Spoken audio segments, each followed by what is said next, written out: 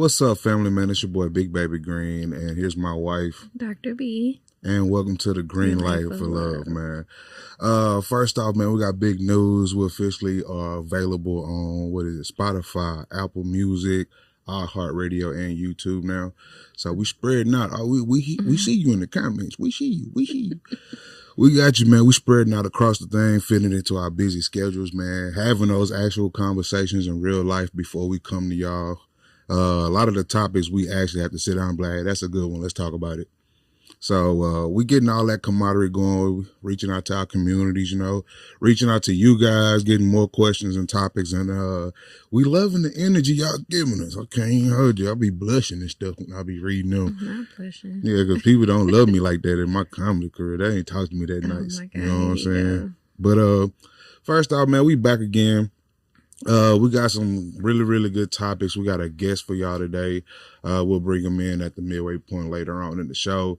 We also got some killer topics that I think was kind of touchy for us when we first talked about them. And we was like, we didn't want to talk about them. So we was like, we would just wait.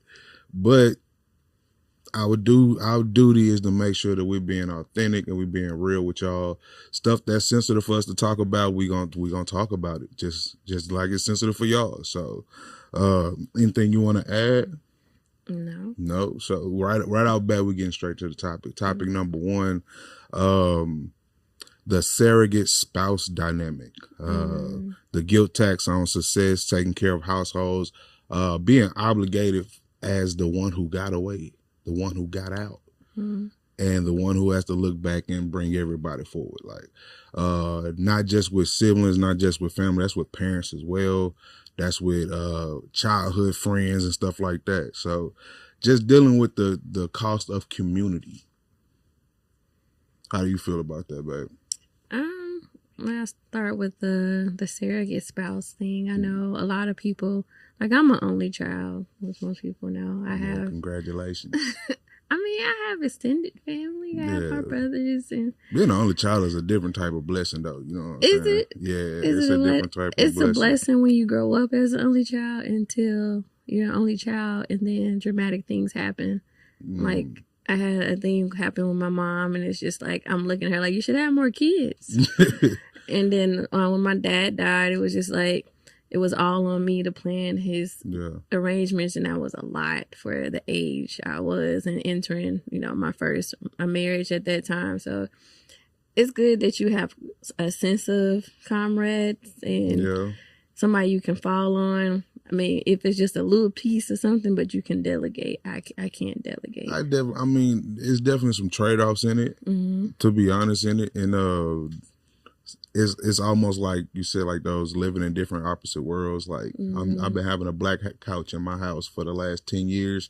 I want to know what it's like to have a white couch, and there wasn't nothing wrong with the black couch at all. Yeah. So it's one of those type of situations where you grow up in the traditions and the way things were dealt with, and to be the only child and have to deal with all those, all the pressure, because like you have your siblings, so they know like at least one, maybe 2 out of 5 y'all gonna be F-ups. But for me, I have to be the model, the trophy, because it's only me. There's nobody to compare me to other than my other cousins. Yeah. And then that makes me the black sheep, because it's like, well, if Brittany did it, why can't you do it? So I constantly had that. Yeah. I hate that. That was said about me too, because I was like I came 9 years after everybody. And nobody know where I came from, and I was hella smart, and I was hella ambitious, and everybody like, Brandon gonna do it. And Brandon got fed the fuck up. That's what happened to Brandon. So I definitely understand what it's like but on the other side of that, having siblings who were here and have a track record and know what's going on already, and them still treating it as if and acting as if they don't know what's going on and doing their own thing, and just seeing I don't want to say your greenness, but just knowing that, hey, I know Brandon care about that, so I'm finna go get on him. Like, I'll never forget it. My mom used to let me drive. I used to get to take the car wherever I wanted to, because I was just that responsible. You know what I'm saying? One of my siblings came to me and was like, hey, mama said take me somewhere. And I'm like, Now I know damn well mama ain't tell me take you nowhere. Now, come on now, bro. Now, mama he said, now mama said, take me, man, you can take me, man. Come on, here go the key. Hands me the keys. Oh, wow. So I'm like, you got mama keys? Oh yeah, so we must be green. Boy, I get 8 minutes down the road and my little Virgin mobile phone that didn't flip, just a little brick one. That hoe lit up. Boy, what the hell you? And this nigga laughing in the back seat. Hey, you can let me out right here. I'm almost there anyway. Now I gotta go deal with that hell because I'm the golden child. Mama ain't gonna whoop you there, but I got set up and stuff like that. So having siblings has its gives and takes. But if I could put my hands on all three of them, I would. I think it was a blessing too for me not to have siblings because one of us wouldn't have made it, but I definitely wouldn't have made it. I couldn't have sisters.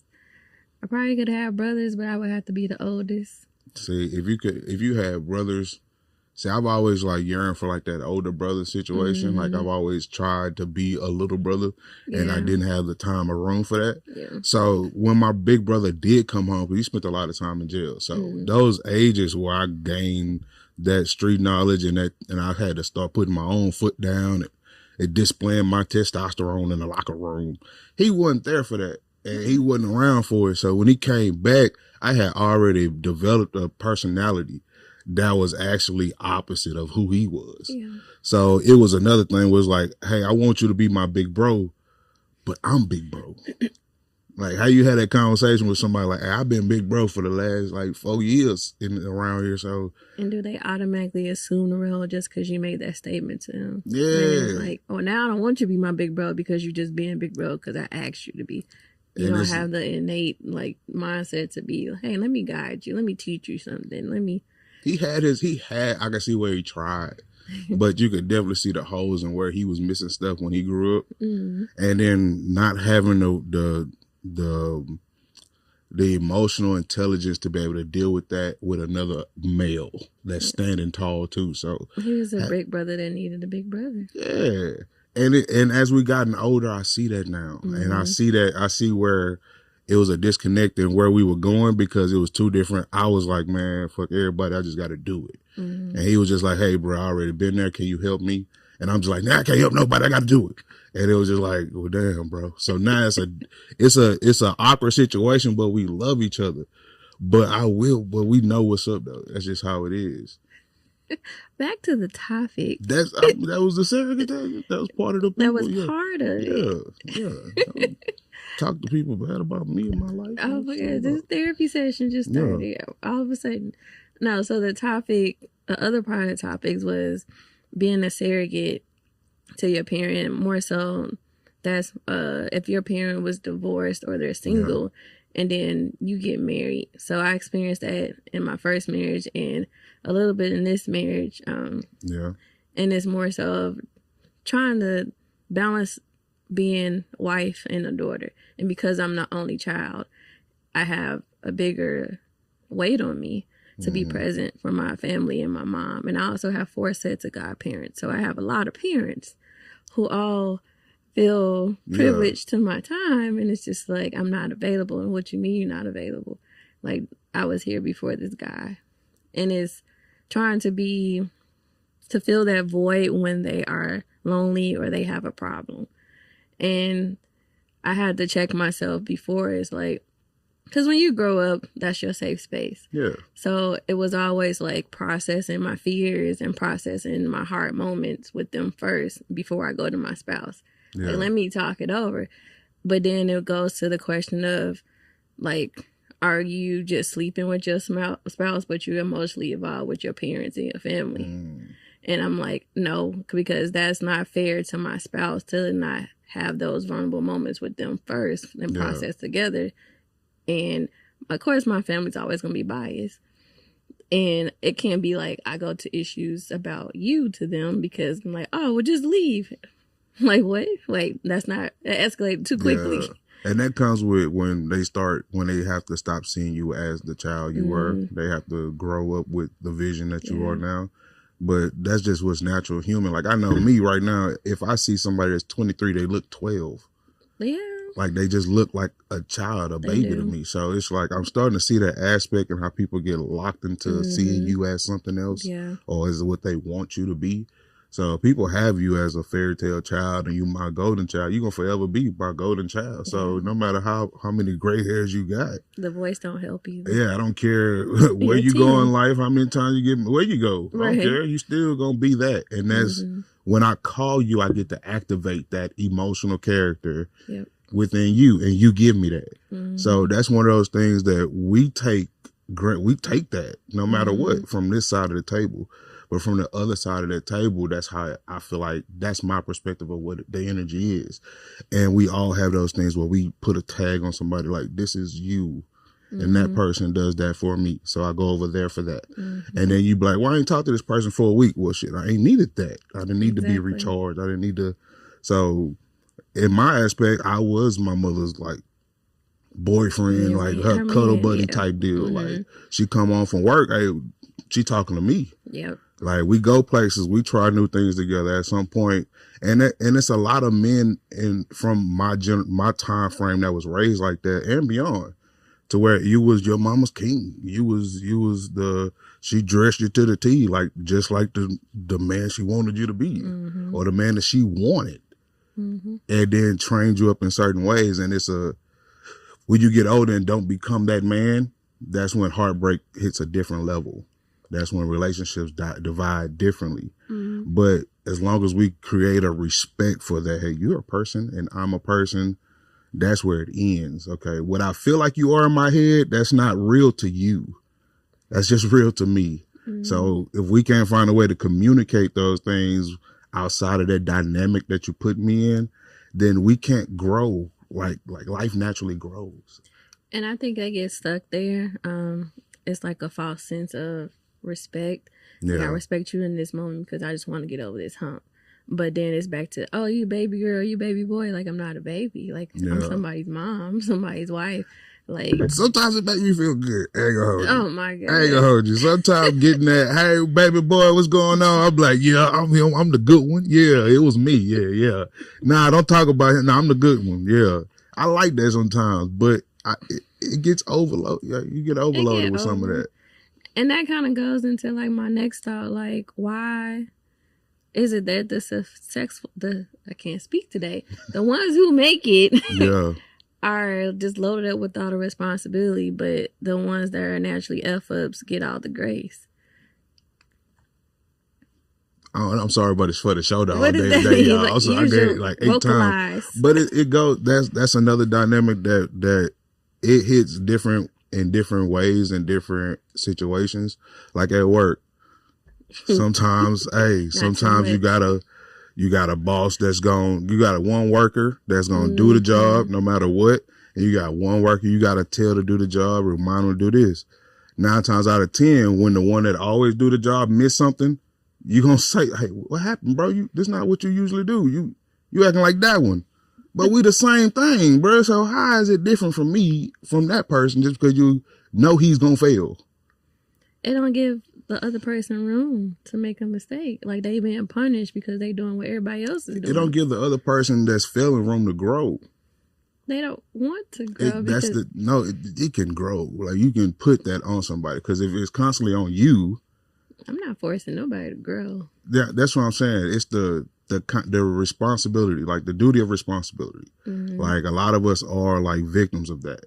Like if it's put in your face and it's not getting taken care of, I gotta take care of it. And that's what a lot of people go into with that. And that's coming from growing up in a household with siblings or other people in the house that aren't held as accountable as you. So to keep the peace or to keep the stress off of everybody, 9 times out of 10, you would pick up that extra slack just to keep things smooth and going in the household. Yeah. So that grows and graduates to work. It grows in relationships like that. And it's to a point where you have to say something. You have to hold the person that's holding you accountable. Hey, you see what the fuck he ain't doing. Go ask him to do the shit. Like, stop asking me. Like, put your foot down on your emotional strings to responsibility. You know what I'm saying? Yeah, that makes sense. Because I have done that. Now that you say that, it jogged my memory. Like, it's like I'm not allowed to say no. When I say no, it's like the end of like, Brittany said no. Yeah. Are you okay? What's wrong? Like, and I don't have capacity. See? Like, I want to do this. Like, or even I have room to do it, I just don't want to do it because it benefits you. Right. I don't get the gratification. I don't get anything, a kickback and nothing. It's just more stress. And you know I'm going to do it to perfection because I'm a perfectionist. Yeah. And then I did all this stress, took away time from my family and my kids and everything else that I have going on to make sure your stuff is good. But if I call on you, I know it's going to be half-assed. It's going to be half-assed. And I still got work to do. It's going to be man,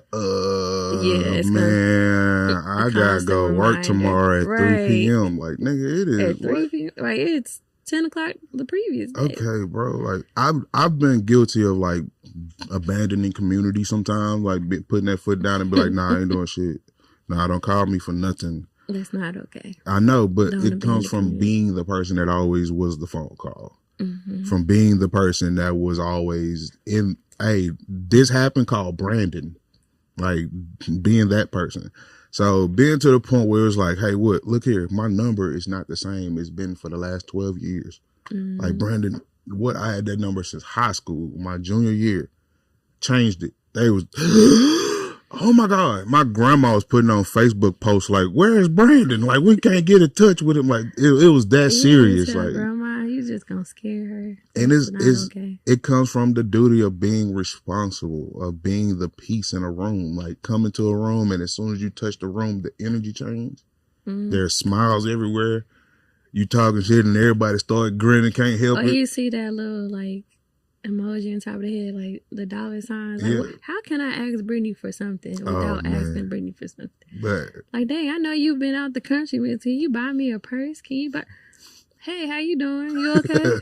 Right. All right. Cool. Well, I remember the early 2010s. Boy, my family hated me. Boy, they asked me for some money. I'd be like, all I got is cards, fam. That's all I got. They got to a point where they walk out. Oh, I forgot. Oh, you got a debit cards. I'm like, shit, man. Hey, I'm sorry.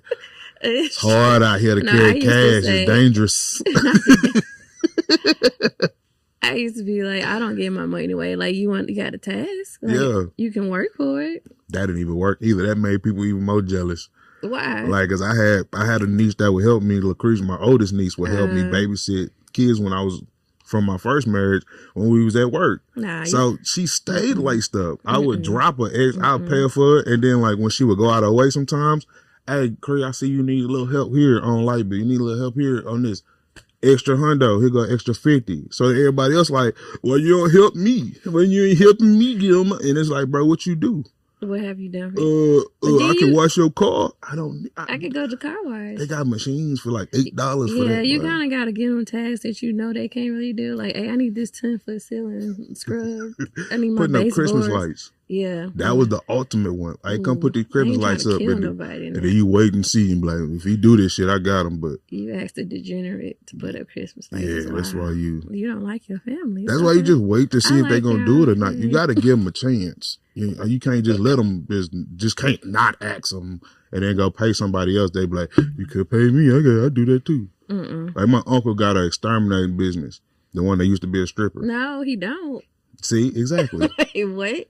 This is news to me. Yeah, he got the little ones you put the house cover on, the bed bug one, the bed bug situation. Oh. He got one of them. Oh. Yeah. Ask me how many houses he done. Yes. And get mad every time you got a bed bug story. Like, why you ain't called me? Like, bro, first time, bro, you 4'9". Think too many people had a bed bug story, but okay. Oh yeah. Yeah. When you have like a bunch of people in your house. Nope. Yeah. Yeah, my kids was the fun kids in the neighborhood. Because I adopted my nieces and nephews. So them 3 little preteens and then my 2 toddlers. Party of the block, fam. Everybody's house ain't as clean as yours. Everybody's house ain't as clean as yours. Yeah, we just went all the way off the topic, but cool. Okay, we got enough time for this one right here. Before the little breaky break. We got another topic. Yeah, I know. We got enough time for the other thing. I am yelling. You hear me?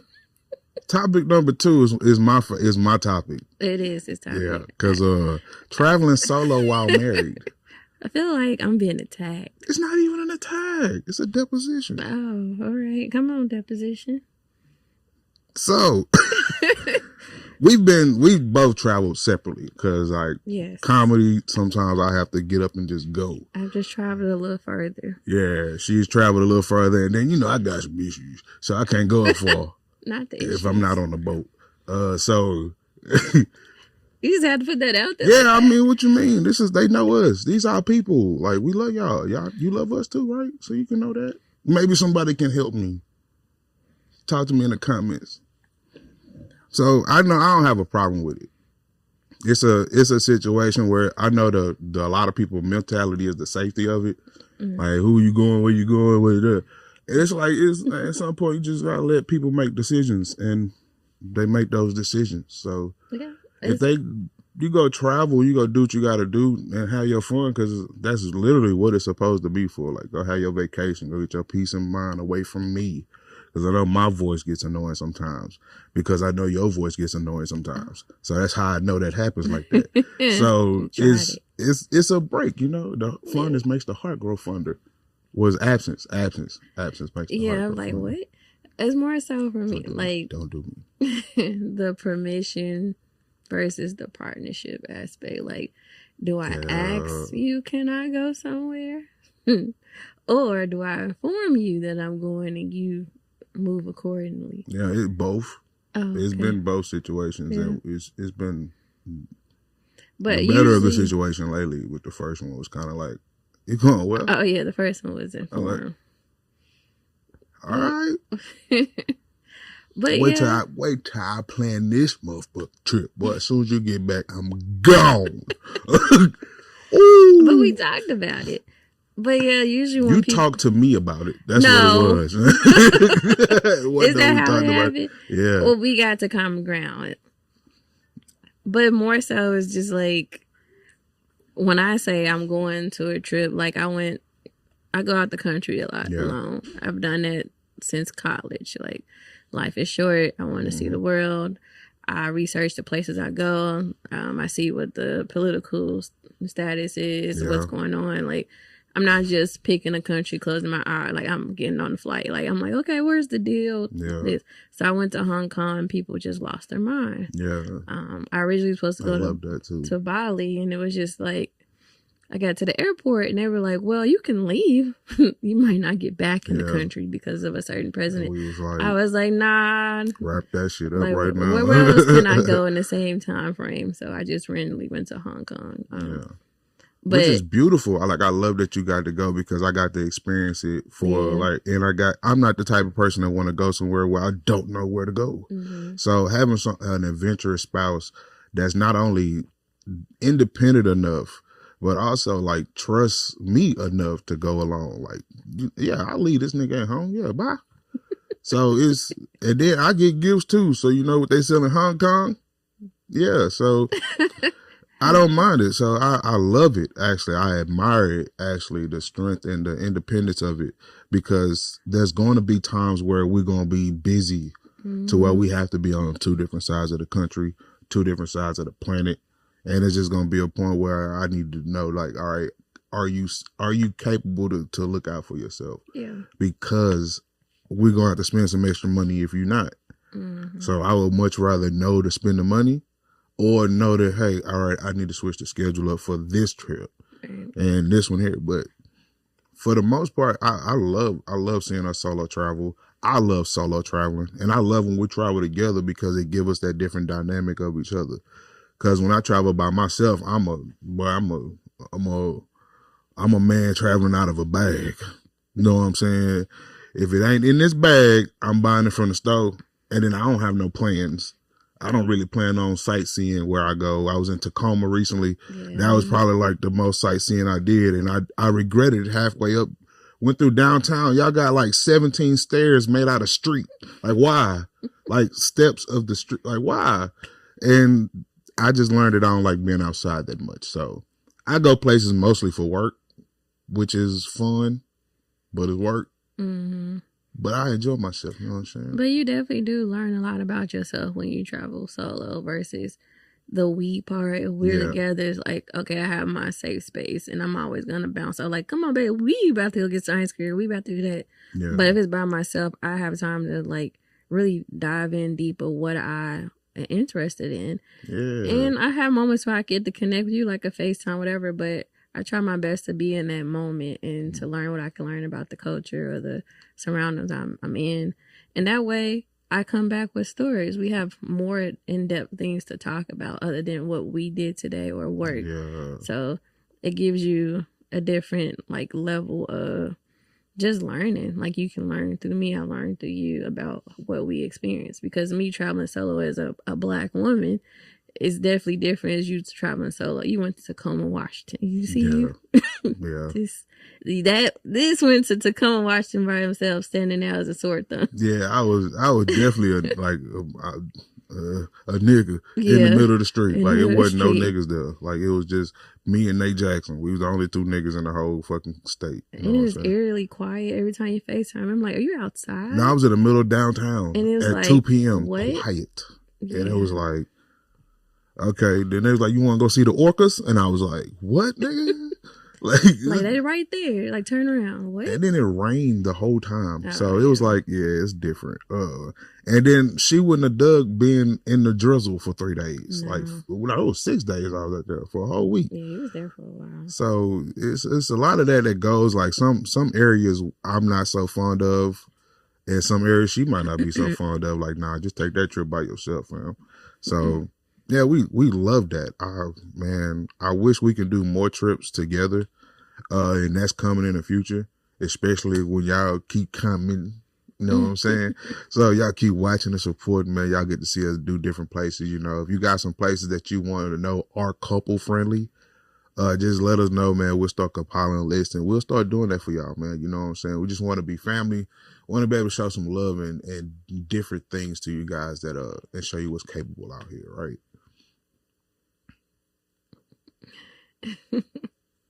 It was the stare down.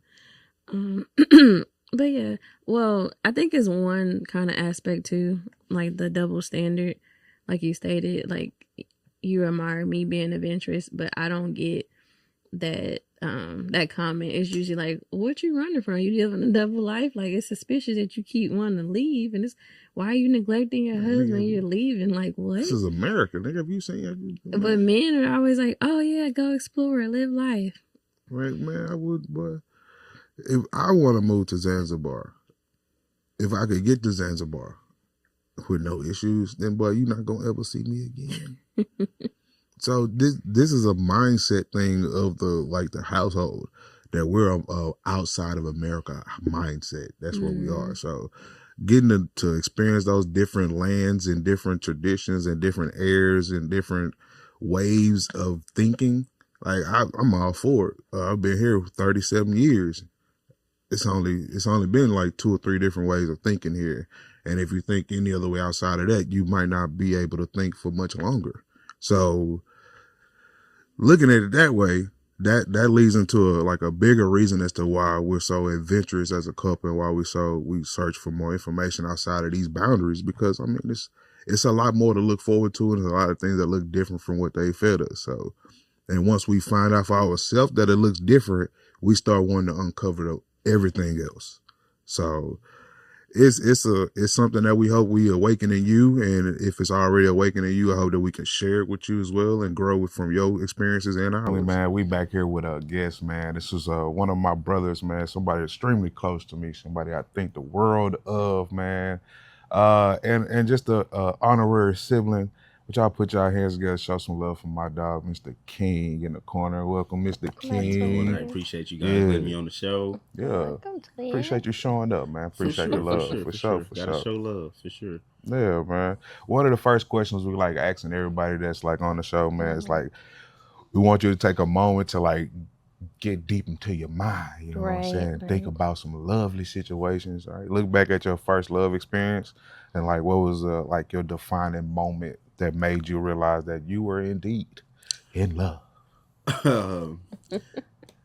Not too much. Yeah, I know, right? Right. I won't say too much. Man. Whew. You can just explain the butterflies, you know what I'm saying? I mean, it wasn't even like butterflies, but like, when you're in that realm and that love realm, it's just a little bit different. In all honesty, you just become so selfless compared to like how you would move for yourself. So just knowing that you just want the best of everything for the person that you're with, kind of made me understand that, like, I was in that realm. But to put a story to it, let's just say I was catching the train probably like a couple hours a day, just to be with the person that I A wanted to be couple with. hours a day. Yeah, that was deep. Yeah. Yeah, even if I had like a 8-hour shift, I would just Get on the train, go see them. yeah. We talking about like Metro Rail, or we talking about Right. Amtrak? We talking Dart, which could be Dart. like Oh Dallas, yeah. Oh, Okay. Okay. which is okay. like Metro Rail, Yeah. but Okay. for Okay. Dallas. But same concept. And how much time would you get with them? Like a few hours in trade Probably for be like. at night. I gotta go back to work the next morning. Okay. So not even long. Yeah, that's some good, definitely some sacrifice to show that you actually care or you were in love. Yeah, for sure. I definitely agree. I like that. Would I do it again? Probably not. Hindsight is 2020, my brother. You can Be clear. FaceTime now. Was it Like I can Visey? see you. Man, Right. didn't have to wait till 9 o'clock no more. A few You minutes. pay for the minutes. Man. Oh, we just had to talk about. What you said, the Virgin Mobile? Right. The little brick early? That Yeah. Boy, did that flip. little brick, that little no-kill brick, boy, that set a lot of us up for success.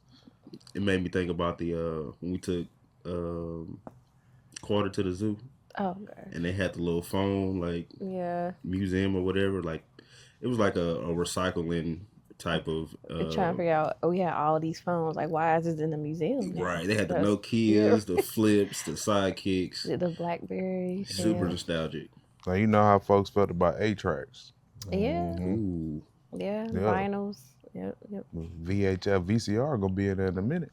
The Blu-ray. Yeah. Yeah, DVD players definitely going in there. That's crazy. We're getting old, man. We're getting old. We're not. I'm not getting old. I'm getting old. Yeah, you are. Getting old That's and crazy. wise. Yeah. Mm-hmm. I'm a seasoned saint at this point. Not a seasoned saint. I am. Okay. So the topic we want to go in with you is about more so the concept of digital infidelity. We're in a day and age, like we said, we are getting older and wiser, so technology has changed. So people don't just do the whole I'm gonna see you in person, like I'm gonna shoot my shot, blah blah blah. So when you're married or in a relationship, you go down the social media hole. So you like photos or you engage with people you don't know, but y'all are like Facebook friends, or you have like people you see every day at work and they become like your work spouse, your work bestie. Yeah. So we're trying to dig into see like, are the old school rules of dating and cheating outdated for 2026? And is it actual such thing as digitally like cheating? I think so. Okay. But it also Yeah. is just based off intent.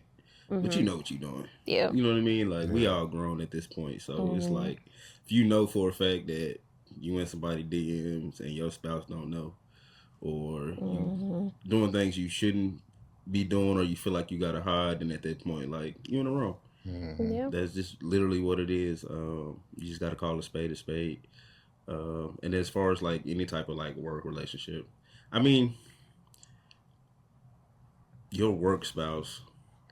It's kind of crazy. I'm not gonna lie, but I've seen it a lot of ways. Some people make it work. Yeah. You know, I've heard stories to where like, maybe the wife got a work spouse and he buy her flowers at lunch, but the husband looked the other way because it's like he think it's harmless. You know what I mean? Like, but at the end of the day, I guess as long as you don't intentionally cross that boundary, then I feel like you're fine. But like just from my experience, because I've worked a lot of high stress roles in my career, so having someone there that makes that role a little more bearable, because it might be certain things that my spouse might not be able to connect with. Like we had this terrible project XYZ, like they can kind of be like a emotional soundboard at that moment, but long as I still go back home and tell my husband about it, it's like I'm only connecting with you in that moment. Yeah. But like you said, it's about boundaries. Cause like if my work spouse called me at 10 p.m., I'm not answering that. Like that's out of pocket. Like I'm not really your spouse. But I've never gone to the point where I call them my spouse, like, oh, that's my work bestie or something like that. Yeah. And I make it clear, like, if you leave the job, I probably will never talk to you again. So you literally, as long as you work here, you are my best friend. You're a platonic work friend. Platonic work friend. Strictly say it with me, people. Platonic. But people cross the line. Like, there's even a movie about it. Like, they start wearing lingerie underneath their work clothes and just dressing up and smelling good for this particular person. Like, no, that's not okay. That's definitely not okay. Yeah, that chemistry definitely, from where I'm coming from, I've had that situation a couple of times, and it's gotten like to where everybody want to go have drinks after work, and then that's when they start trying to like shiver on in, like, let me see how weak it is though. And it's been situations at work where it's been like, hey man, you transfer to this store real quick. Transfer to what store? Why? Because the GM like you. What? Oh, wow. Bro, the GM 47 years old, but I'm 28. What y'all doing in here, man? So it's definitely both sides of that. Well, it's not both sides. It's a give and take, but it's also to a point where a lot of people don't know where to keep that line. Like that line, a lot of people don't have that emotional strength or intelligence to keep that line where it's supposed to be. And opening that door opens up a lot for that person, because a lot of people just stick close, just waiting for that moment to fall. You're like, hey, shit, if I just stick around, I might get some cool. I might get something about this bug, boy. If I just chill for a little minute, you know what I'm saying? So it's men can see it coming a mile away from another man, and women can see it coming a mile away from another woman. You be like, I know what that hoe over there doing while she in the office with him. Like you can see that. And it's just a game that you play when you better know what you're doing and be aware of like what you opening the door for. So it's a game that I used to play when I was younger because it was fun and work was bored. But as you grow older, all that emotional stress is exhausting. Like you can't talk to one person too long because this person in the corner might get mad, and this I set myself up in some bad ways back in my Lubid days, and I paid for it. Oh, wow. And the work spouse is Hey, territorial.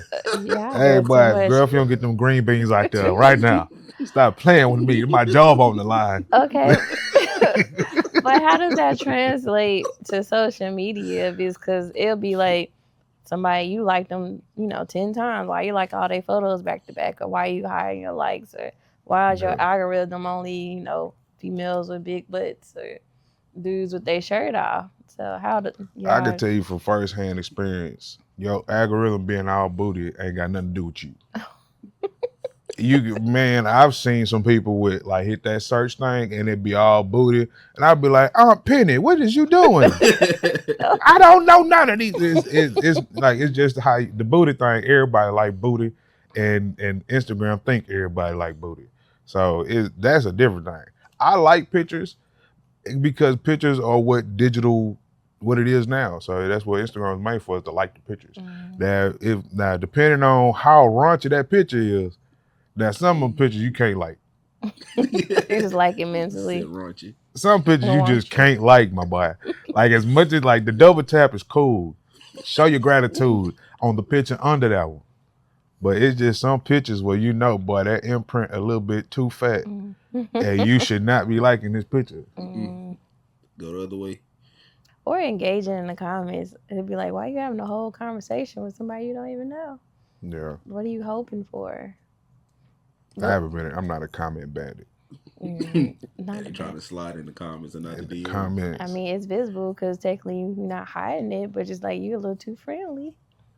How you feel about that, King? Like, how you feel about it? Yo, girl, you go through her little algorithm. She got like 117 likes on one dude page. That's suspicious. That's you know what I'm saying? Yeah. Like, it ain't my page. Like, I ain't even got 7 likes for the 117 she done put on his. Yeah. So I feel like it's just disrespectful in all honesty. So yeah, I think you would, or me personally, I'd probably, go ahead and cut it off because, priorities are already there for her. It ain't there for me. So, you got to move around. Because if you don't, then You can be out. You can be SOL. You can better look. What about the other aspect of it too, like permission? Not necessarily permission, but like if your person posts something that you know is like a thirst trap, like would you want them to ask your opinion or your input before they post it? Like, has there ever been a situation? Yes, it has. Okay. It has been a situation. I am. I'm just very transparent when it comes down to like boundaries. So before we even get to that point, we're gonna have that tough conversation. Yeah. Because I know the type of world we live in, and I'm not like super social media guy or whatever. I don't post a lot, but I do know that I've dated people that do. So Yeah. with the people that I have dated, yeah, like we need to have a conversation before. Like, and it's not necessarily a control thing.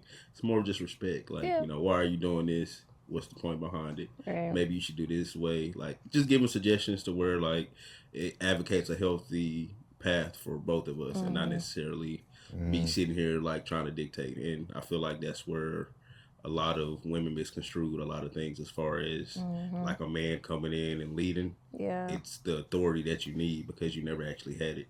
Yeah. So when it actually is presented, you resent it a little bit or you resist it because it's just unfamiliar and it's uncomfortable because you feel like you're being told what to do because your mom probably told you everything up until this point on how to do everything. So now that you got a little bit of freedom, I feel like I don't need the control. I definitely battled that too, like in the beginning stages of adulthood, because you know you have your family always like you need to be strong and independent and don't let anybody tell you what to do. You work too hard, and they're like, well, I submit to the person that can lead me properly. Like I don't always. It's exhausting to be strong and independent. Like I want to be able to just follow somebody's direction, or they see something that I don't see. And we do really well at that when it comes back to the social media, like out of respect, I just naturally ask them, like, are you okay if I post this? Or would you have any type of gripe about this? So I'd rather we face it, and if you have an issue right then and there, instead of me post it and then just be a bigger situation than it really needs to be. Because I don't have to post it. Like, my personality is on social media, not my real life. My whole life is not on there. Like, let's get this understood. People come back and I have people like, oh, you did this and that. I'm like, how you know? Like you saw a piece of a moment and you just created your own story behind it. That's wild. That is wild. It's vivid imagination. Very. Very vivid. But yeah, it's a respect thing because, you know, sometimes you just feel yourself. You want the validation from the world sometimes, but it's like I had a validation at home too, but make sure he's good with that. Some people just have fans.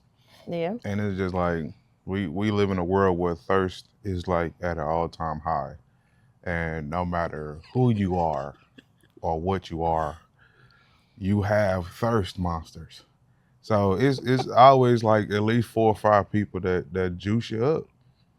And the internet gives you access to find those people. So a lot of those times I had a ex that was very, very like particular about posting certain things. And it was just like, bro, but I can't even, I got titties and I can't post a shirt off.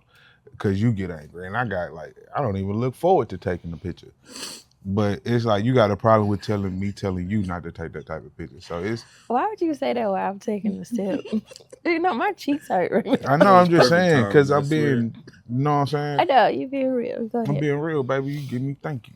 So it was just the gratification of like all those people saying you look good. Like, oh my God, like look at this. And some people live off that adrenaline, and that moxie is what keeps their confidence up. If they didn't have that, they wouldn't be that person. Yeah. They would be like very, very like less as vibrant. They feed into the character. I said that terrible, but still, the world we live in is like a lot of stuff that we didn't create. It's a lot of like overexposure for these type of emotions and like sensations, you know what I'm saying? The dopamines we getting too much exposure to them. And a lot of that shit leads to a lot of stuff that looks like cheating and stuff like that with she want to post what she want to post. And he go like in 97 pictures. And it's just a dopamine reaction, everybody chasing for it to look for something good when they open their phone type deal. So that gets carried away today. Even just like when people want the gratification, like you don't post me. Yeah. Everybody know who you are. That the boy to me know that I'm married to you. I talk to like if I want to post you and like glorify you, like I don't even post myself. Like you're my twin. I might post. I post you once in like a year. Yeah, I think it was like my birthday. For your birthday. Yeah. It's just like I felt moved to do it. Like, okay, cool. Nah, I talk shit about people for a living. Yeah. So I gotta watch what I post. That's true. Cause I will kill somebody. Yeah. My mom, this shit would turn We from definitely jokes to had serious that. real fast. Right. Like I don't. Hey man, it's videos, it's countless viral clips of me talking about people and what they look like. Yeah. And if somebody come to me on some other type shit, but it's going down. Like, so I try to protect my family from that, especially on that profile, because that profile that's what that fan base is. Mhm. So keeping that in line is another aspect of it, of our dynamic that a lot of people don't have. Like when you have a spouse that's in the media and is a person of the like industry. of the industry and talking and is a personality and an energy. So a lot of that energy comes back on their family and it has nothing to do with them at all. A lot of that is like, oh, well, you talking about somebody, let me talk about somebody. And it was like, I recently had something like that too. It was a lady that had a skin condition and she make posts on TikTok all the time talking about herself. But she had like a video saying like, you know what really gives me the creeps? And she turned around and she's like very, very skinny, very like you see her bones protruding. And I was like, you look dead as hell. And it was like, it was the joke. Like in certain rooms, that joke would go too far. But in certain rooms that I'm in, that joke is very successful. So it goes both ways. So I would rather protect my people from that energy rather than putting them into that algorithm. But that also comes out as like a scapegoat sometimes. Like, nigga, yeah, whatever, put me in the close friends. Well, bro, I get to choose who go in there. Right. So you're not making the cut. Like, why would you want me to choose the people I show you to? Like, okay. It confused me even more when I make so many people's close friends. Like, I don't know you in real life. Why am I here? But now I'm be nosy because I see the green circle. That's what it is too. So how do you access that? Well, close friends? Yeah, I didn't know that was a thing. Oh, that's crazy. That's why. I got you. Yeah, not even gonna cap. No, you post like once a month. And you don't even once a quarter. You don't even click nobody on. You just hit share right. twice. But he'll send all these reels and stuff. Like, did you just come over here to gather reels? Hey, anybody that in the comments, anybody that communicates through reels, let me know. I know y'all do. Everybody does at this point.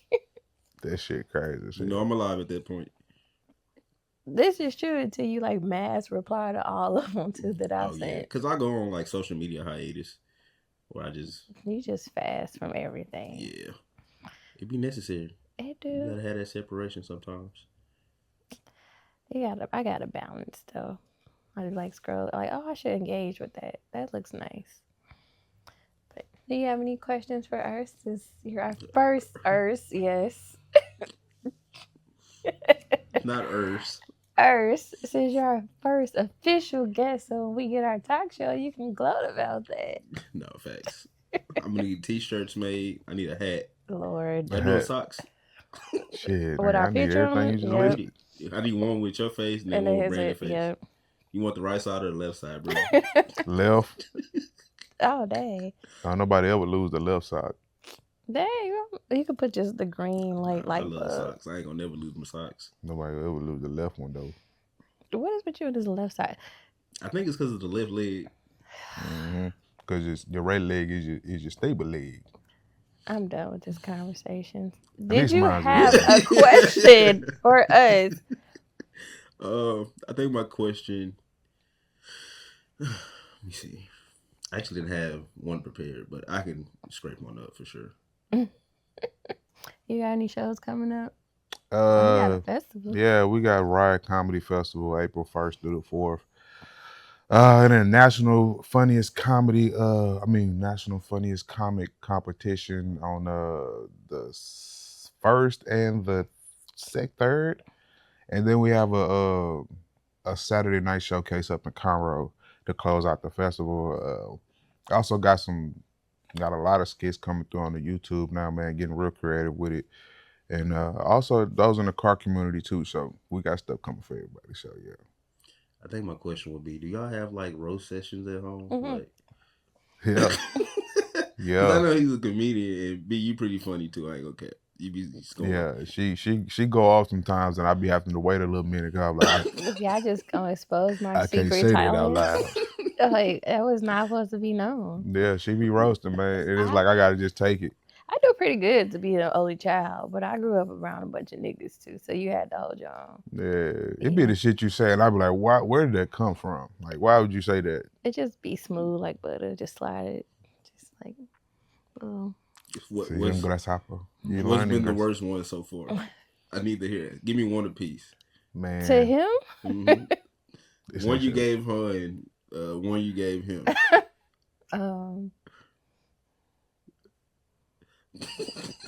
Why are you looking at me? Do you remember? I think I said one where I was like, I'll smack your ass, but I need my hand later.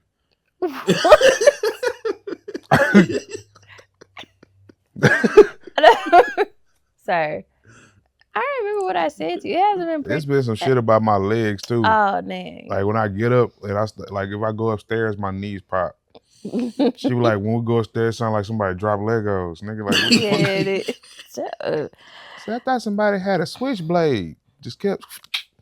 Might be your bag too. Like, was that your bag? Click clacking like this. I don't remember most of them because they caused a lot of emotional damage. They denied. It's not suppress that trauma. It's not that bad. Nah, don't do that literally though. Nah, it's him acting like his stepkids. Acting like, so, okay, Carter, okay, Badge. Clowning Carter and Badge is probably like the best part of the day. Yeah, we bully them a lot. Yeah. Like, we're training them well. Oh, they're gonna be tough. Yeah. They're gonna be some great roasters. Yeah. I can't wait for that phone call. Like, well, that ain't. He got cooked. Tell him to Well, fight do back. you look like that? Right? Does he look like? Is he lying? Right? Nah. Did he hit him? Point. Being disrespectful and lying is two different things. Right? Did he swing on him? Then what you calling me for? He hurt his feelings. His feelings on his face. All right. Man, my kid was roasting at 5 and 6. Said, Lala, your teacher built like a capital D. Your teacher can't spell D. I said, those my babies. That is not okay. Capital D. That was fun. That was fun, man. We got through a lot. We got a lot of emotional intelligence out. We got a lot of life experiences through, especially with the solo traveling. That's definitely a touchy subject with a lot of people, and that's where you make sure the foundation of your situation is where you think it is, not where you think it's supposed to be. You think about where it actually is, and you work on it to get it to that point. It's a lot of stuff that we didn't get to touch on today that we wanted to. We got hella topics from y'all, man. We love y'all so much for giving us that, man, because we didn't expect this off bat, but we see y'all, man. We glad that y'all see us. Stay tuned for more guests, man. We got anybody you like to see us talk to or bring up, any minds you like to see us pick, go ahead and drop them in the comments, man. Everybody is showing mad love to us right now. Also, man, wife, you want to say anything? Nope. And I guess, Mr. King, you want to say anything before we get up out of here? I just want to say thank y'all for allowing me to come on the show. I'm super appreciative again. Yeah. It's definitely been a blast. I enjoyed the questions, the time spent. Grateful that we were actually able, like you said, to be able to hit some great topics. So look forward to seeing this on the Tube, the Gram, iHeartRadio. Yeah. What was the other two? Spotify, Amazon Music. All of them. Yeah. Hit them up. I got all the apps. I'm finna listen to this one in one back to back. Just to give yourself time. Yeah, sure. So, man, again, that's been another episode of Green Light for Love, man. We love y'all. Be easy. We out. Thank you.